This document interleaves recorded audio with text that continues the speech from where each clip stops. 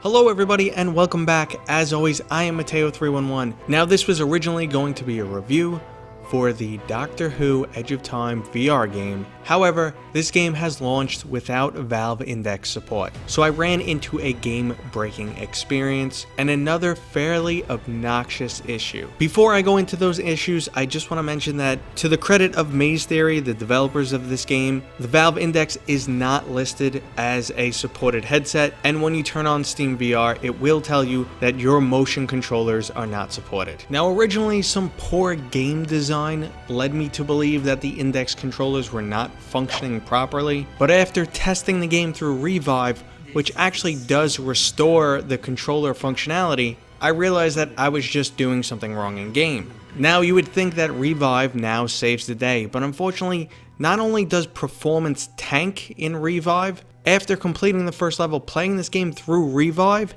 kept crashing. So when I reached the second level, I found myself unable to manipulate any of the dials in the TARDIS, completely halting progression, and eventually was forced to give up. I ended up spending 40 minutes in-game and almost 2 hours messing with controller bindings and trying to get Revive to successfully launch. Now, I was willing to try and make it through the game with the non-progressive stopping, but ultimately frustrating issues where if I touched the right thumbstick, the turn locomotion would just continue until I kind of flicked the thumbstick and then it would stop, and the sonic screwdriver was really off angle.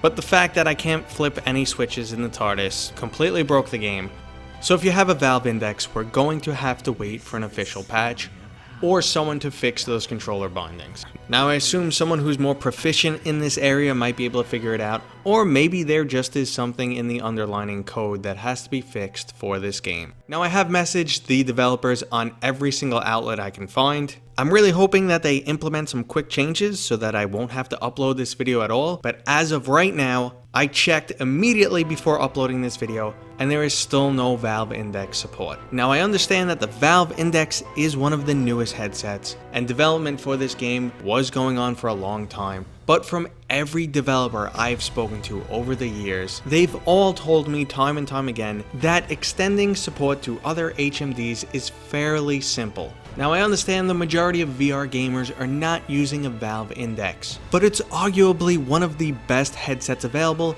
and not supporting it just seems like an insult to VR gamers. Now I can offer up a tiny bit of first impressions, and that's basically that this game is going to play similar to something like The Gallery, or even Pro's Enlightenment if you're familiar with those titles.